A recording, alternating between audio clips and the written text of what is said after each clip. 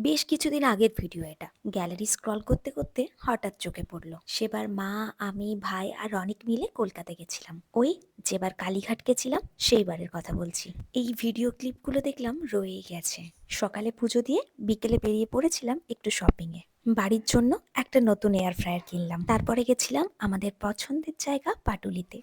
আর আমার জীবনের সবচেয়ে দুটো প্রিয় মানুষ আমার দুপাশে আছে। ছোট থেকে সবসময় মাকে দেখে এসেছি আমাদেরকে নিয়েই ব্যস্ত থাকতে, আমাদের পড়াশোনার জন্য, যাতে কখনো কোনো রকম ত্রুটি না হয়। মাকে কখনো ঘুরতে যেতে দেখিনি কোথাও। ওই মামা বাড়ি আর বাড়ি এইটুকুই দেখেছি শুধু। তাই ছোট থেকে ভেবেছি সুযোগ পেলে মা বাবাকে নিয়ে অনেক জায়গা ঘুরতে যাব।